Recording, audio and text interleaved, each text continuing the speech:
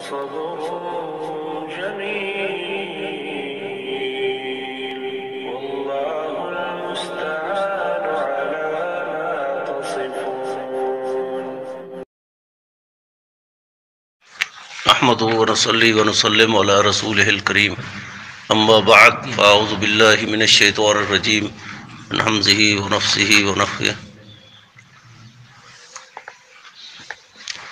هو الذي خلق لكم ما في الأرض جميعا ثم استوى إلى السماء فسواهن سبع سماوات وهو بكل شيء عليم.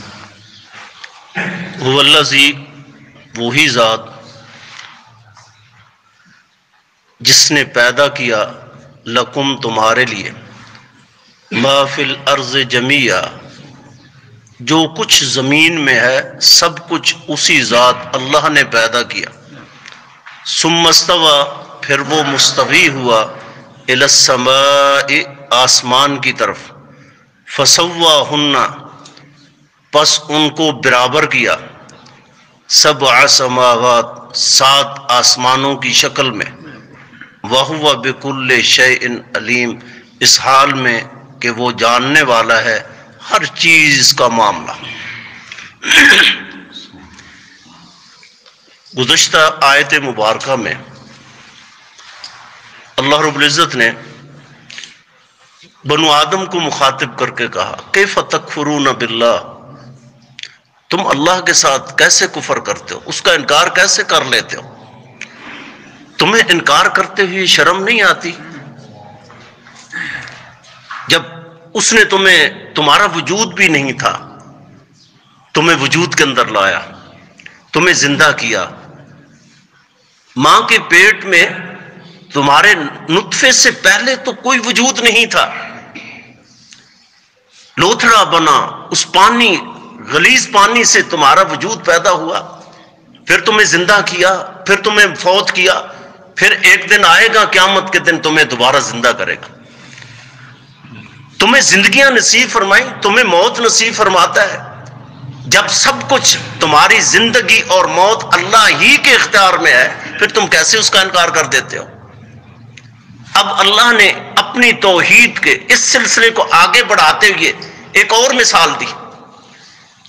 جس طرح تمہاری تخلیق جو ہے وہ اللہ نے کی ایک پانی کے قطرے سے، اسی طرح زمین کے اندر جو کچھ ہے وہ سب کچھ اللہ نے پیدا کیا، اس کا کوئی اور خالق نہیں ہے.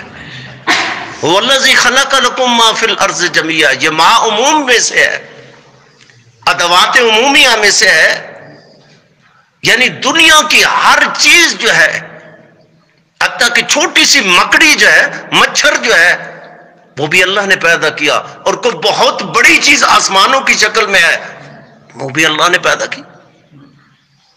نبی رحمت صلی اللہ علیہ وسلم کی مشہور حدیث جو پہلے بھی ہم سے بات کر چکے ہیں کہ اللہ نے ہفتے کے یہ جو دن مقرر کیے، ہفتے کے پیدا کیے، یہ بھی تخلیق اللہ کی ہے، یہ ترتیب اللہ کی ہے.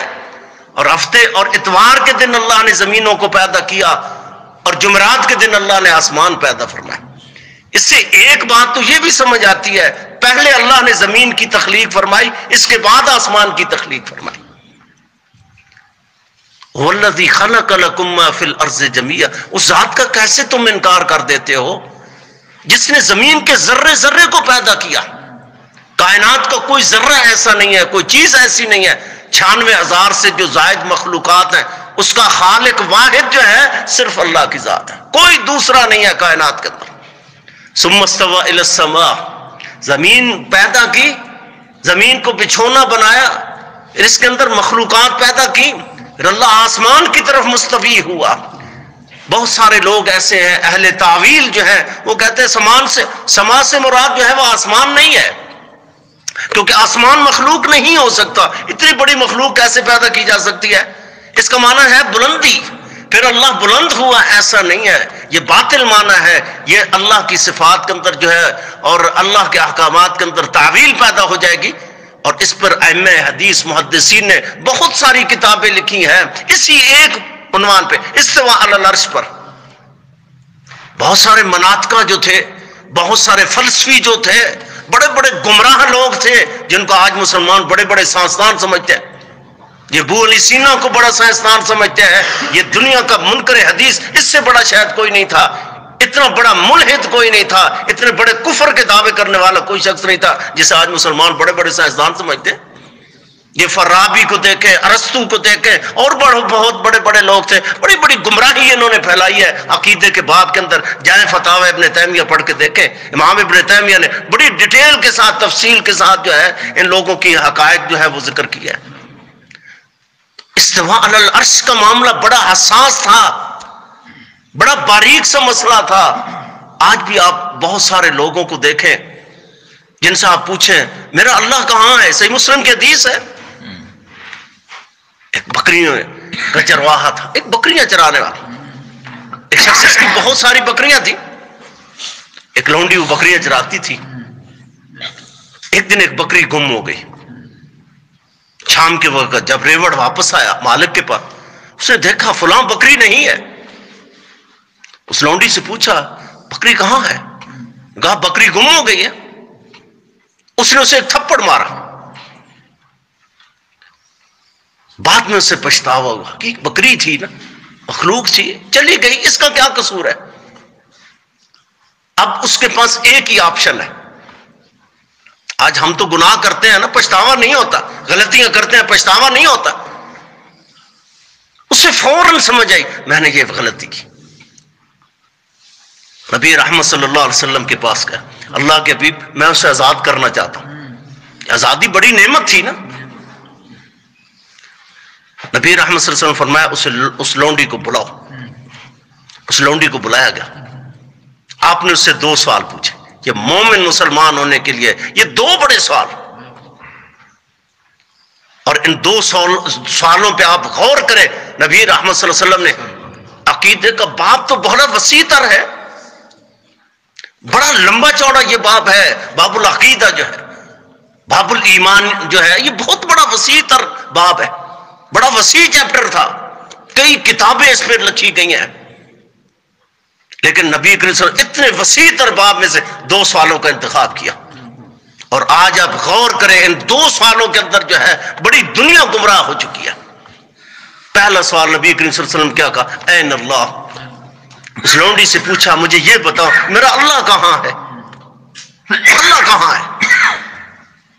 آج یہ سوال جو ہے آپ کلمہ گو سے پوچھیں، کتنے لوگ ہیں، بڑے بڑے مفتی ہیں جو اس باب کے اندر تباہ و برباد ہو چکے ہیں، بڑے بڑے علماء ہیں جو اس باب کے اندر فیل ہو چکے ہیں۔ حالانکہ یہ پڑھی لکھی نہیں ہے، یہ کسی یونیورسٹی کالج کی پڑھی ہوئی نہیں تھی لونڈی۔ اس سے پوچھا این اللہ، اللہ کہاں ہے؟ اس نے کہا اللہ فی السماء، اللہ تو آسمانوں کے اوپر۔ آج آپ کتنے لوگوں سے پوچھیں اللہ کہاں ہے تو کتنے لوگ کہیں گے اللہ تو ہر جگہ ہے، اللہ تو ہر دل کے اندر ہے۔ میرے بھائی اللہ کی ذات ہر دل کے اندر نہیں ہے، ہر جگہ نہیں ہے، یہ عقیدہ وحدت الوجود ہے، اور یہ گمراہ کن عقیدہ ہے۔ الرحمن علی العرش استوى، اللہ تو عرش پہ مستوی ہے۔ آپ اس دل کے اندر تو بڑی غلیظ ترین چیزیں بھی موجود ہیں، اتنی بڑی غلاظت اور گندگی کی دل کے اندر جو ہے میرے اللہ کی ذات کیسے آ سکتی ہے؟ یہ دنیا میں کتنے گستاخانہ عقیدہ ہے، کتنے لوگ ہیں۔ میں آپ کو بتاؤں، میں رحیم یار خان کے اندر رات کے وقت ایک پروگرام سے واپس آ رہا تھا، ایک پٹھان چوکیدار تھا، رستے میں اس سے سلام دعا ہو گئی۔ میں نے اللہ کی قسم اس سے، اللہ کے گھر میں بیٹھا ہوں نا، میں نے اس سے ایک بات پوچھی، پٹھان کہیں پڑھے ہو؟ اس نے کہا میں نے ایک مدرسے میں 4 سال لگائے۔ تعارف ہوا، میں نے اس سے پوچھا کون کون سی کتابیں پڑھی، اس نے فقہ کی کتابیں بتائیں، حدیث کی کتابیں، صرف نحو کی بڑی کتابیں بتائیں۔ میرے ساتھ 2-4 ساتھی بھی تھے، میں نے اس سے پوچھا کہ این اللہ، خان یہ بتاؤ اللہ کہاں ہے؟ اس نے کہا اللہ تو ہر جگہ ہے، اللہ تو ہر دل کے اندر ہے۔ میں نے کہا خان یہ تو گمراہ کن عقیدہ ہے۔ اس سے میری آدھا گھنٹہ گفتگو رہی، دلائل کی روشنی میں اسے میں نے سمجھایا کہ اللہ کے بندے یہ بہت بڑی گستاخی والا عقیدہ ہے۔ اللہ فی السماء، تم سے بہتر تو وہ لونڈی تھی جو جاہلہ تھی، جس کو کچھ پتا نہیں تھا، جس نے نہ سکول کا منہ دیکھا، نہ کالج یونیورسٹی کی تعلیم دیکھی، کچھ نہیں دیکھا، لیکن اسے یہ پتا تھا، یہ ایک فطرتی عقیدہ ہے کہ اللہ فی السماء، اللہ آسمانوں کے اوپر ہے۔ میں نے کہا اگر اللہ ہر دل کے اندر ہے تو میں تم سے یہ پوچھ سکتا ہوں، دعا کرتے ہو تو ہاتھ کس طرح اٹھاتے ہو؟ اگر اللہ ہر دل کے اندر ہے تو ہاتھ اس طرح کیوں نہیں کرتے؟ دل کی طرف کیوں نہیں کرتے؟ یہ آسمان کی طرف کیوں کرتے ہو؟ چھوٹا سا بچہ ہے، جب بھی ہاتھ دعا کے لیے اٹھائے گا تو کہاں کرے گا؟ ہاتھوں کی ہتھیلیاں آسمان کی طرف کرے گا، اس لیے کہ اس کا یہ فطرتی عقیدہ ہے کہ اللہ آسمانوں کے اوپر ہے۔ یہ گمراہ کن عقیدہ ہے۔ دوسرا، نبی کریم صلی اللہ علیہ وسلم نے اس سے سوال کیا کیا؟ من انا، میں کون ہوں؟ پہلا پوچھا این اللہ، اللہ کہاں ہے؟ اس نے کہا اللہ فی السماء، اللہ آسمانوں کے اوپر ہے۔ دوسرا پوچھا من انا، میں کون ہوں؟ اس نے کہا انت رسول اللہ، آپ اللہ کے برحق رسول ہیں۔ فرمایا ہی مؤمنۃ، یہ مومنۃ، یہ پکی مسلمان مومن ہے، صحیح العقیدہ عورت ہے، آتے کھا اسے آزاد کر دے، اسے آزاد کر دے۔ اللہ کے پیغمبر نے اس سے 2 سوال پوچھے۔ یہ اگر سوال غیر عام ہوتے، عقیدے کی ان جزیات کی حیثیت نہ ہوتی، تو نبی کریم صلی اللہ علیہ وسلم عقیدے کے اتنے وسیع تربا، اتنے بڑے باب سے 2 چیزوں کا انتخاب کیا۔ ایک اللہ کی توحید سے منسلک تھا اور دوسرا سوال نبی کی رسالت سے منسلک تھا، اور عقیدہ تو 2 چیزوں کا انعام تھا۔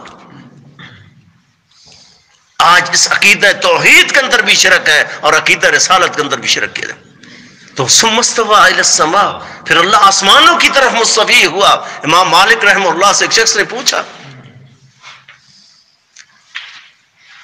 کہ یہ جو اللہ عرش پہ مستوی ہے، اس کی کیفیت کیا ہے؟ کیونکہ وہ یہ چاہتا تھا، یہ فلسفی منطقی گمراہ کن آدمی تھا، کوفی تھا، امام مالک سے یہ پوچھنا چاہتا تھا کہ اگر اللہ کی ذات عرش پہ مستوی ہے، عرش کے اوپر اللہ کی کرسی ہے، کرسی کے اوپر اللہ کی ذات ہے، تو آپ یہ بتائیں، وہ یہ پوچھنا چاہتا تھا کس طرح اللہ کی ذات عرش پہ مستوی ہے؟ کیونکہ اگر عرش چھوٹا ہے تو بڑی ذات اس کے اوپر آ نہیں سکتی، اور اگر عرش اللہ کی ذات سے بڑا ہے جس پہ اللہ مستوی ہے تو اللہ سے بڑی کوئی شے نہیں ہو سکتی۔ امام مالک رحمہ اللہ نے کتنی خوبصورت بات کہی۔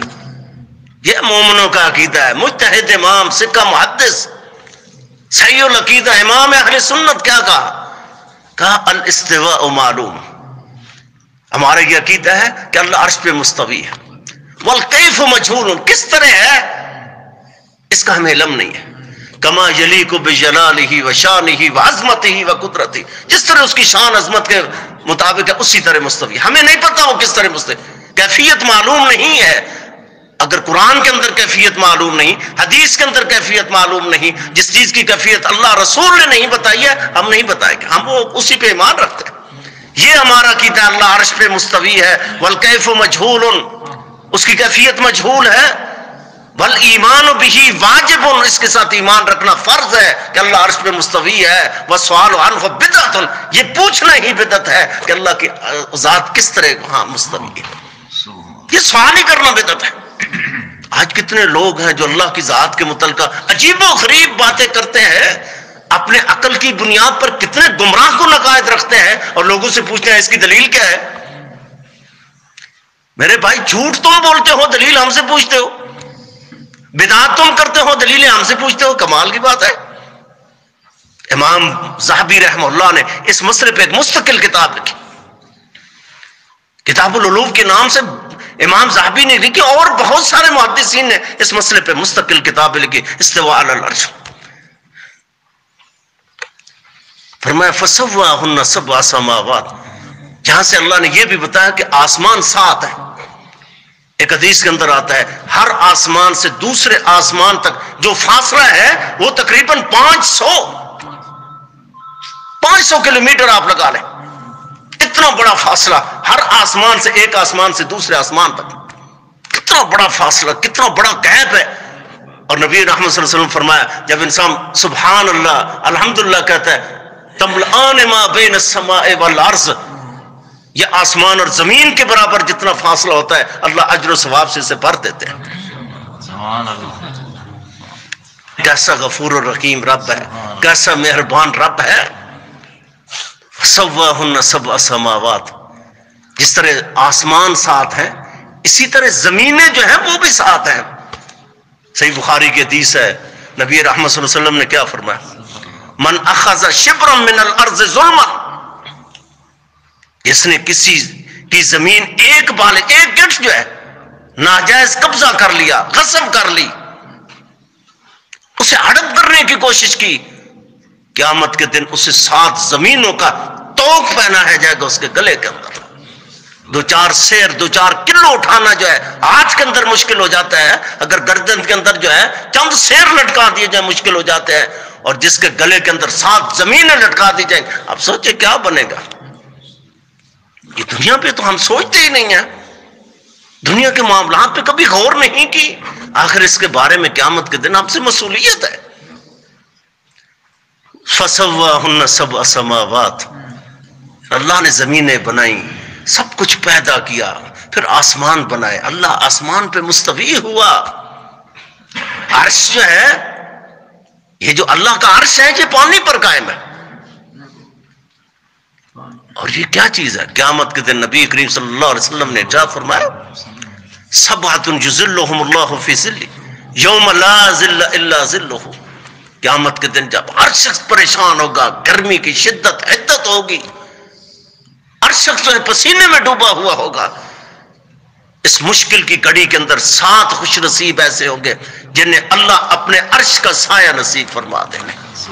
وہ سایہ کتنا ٹھنڈا ہوگا. گرمی کی شدت کے اندر حدت کے اندر جو ہے میرا اللہ 7 خوش نصیب قسم کے لوگوں کو اپنے عرش کا سایہ نصیب فرمائے گا. آمین. ان 7 کون لوگ ہیں؟ کون سے لوگ ہیں جنہیں اللہ قیامت کے دن اپنے عرش کا سایہ نصیب فرمائیں گے؟ ایک کا تذکرہ اختصار سے آج کرتے، 6 کا تذکرہ جو ہے پھر اگلی کسی مجلس کے اندر کریں. ایک ان میں سے ایسا شخص بھی ہے وَقَلْبُهُ مُعَلَّقٌ بِالْمَسَاجِدِ، جس کا دل جو ہے ہر وقت اللہ کے گھر بیت من بیوت اللہ، مسجد کے ساتھ دھڑکتا رہتا ہے. ہر وقت یہی خواہش ہوتی، مسجد میں جائیں، مسجد میں جائیں، مسجد میں جائیں. مسجد کی بہتری کے لیے، تعمیر کے لیے، ترقی کے لیے، ارتقاء عروج کے لیے، تزئین و آرائش کے لیے، آبادی کے لیے، تعمیر کے لیے، ہر وقت جو ہے بس اس کی سوچ مسجد ہی مسجد ہے. گھر جاتا ہے تو مسجد کی سوچ، بازار جاتا ہے تو مسجد کی سوچ، کسی خلوت کی گھڑی میں ہوتا ہے تو مسجد کے بارے میں سوچتا ہے، جلوت کی مجلس میں ہوتا ہے تو تب مسجد کے بارے، خوشی کا مرحلہ ہے تو تب مسجد یاد ہے، غمی کا مرحلہ ہے تو تب مسجد یاد ہے. ہر وقت اس کا دل جو ہے اللہ کے گھر مسجد کے ساتھ دھڑکتا رہتا ہے. کب اللہ کے گھر میں جاؤں گا، کب اللہ کے گھر میں جاؤں گا، کب اللہ کے گھر میں جاؤں گا. ایک نماز پڑھتا ہے، اللہ کے گھر میں بیٹھ جاتا ہے، ذکر کرتا ہے، دوسری نماز کا انتظار کرتا رہتا ہے. نبی رحمت صلی اللہ علیہ وسلم فرمایا ایک شخص جو ہے ایک نماز سے دوسری نماز کا جب انتظار کرتا ہے کأنہ فی الصلاۃ، اللہ اجر و ثواب اسے اتنا ہی نصیب فرما دیتے ہیں جس طرح ایک نمازی نماز پڑھ کے اپنے اللہ سے اجر وصول کر لیتا ہے. وَهُوَ بِكُلِّ شَيْءٍ عَلِيمٌ، یہ ساری چیزیں میرے اللہ کے علم میں ہیں.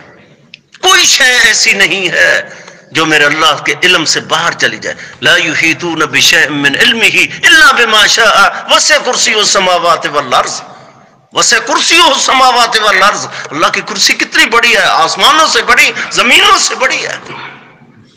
وسع كرسيه السماوات والارض ولا يؤوده حفظهما وهو العلي العظيم. یہ میرے اللہ کی صفات ہیں، کتنی عمدہ صفات ہیں، کتنی اللہ کی اعلی ترین صفات ہیں. خوبصورت میرے اللہ کے نام ہے اور صفات اولیاء ہے. جب بھی دعا کریں اللہ کو خوبصورت ناموں کا واسطہ دے کر دعا کریں، اس کی صفات اولیاء کا واسطہ دے کر دعا کریں. اللہ رب العزت سے دعا ہے اللہ مجھے اور آپ کو آپ کو اس پہ عمل کی توفیق نصیب فرمائے، زندہ رکھے، کتاب و سنت پہ موت نصیب فرمائے.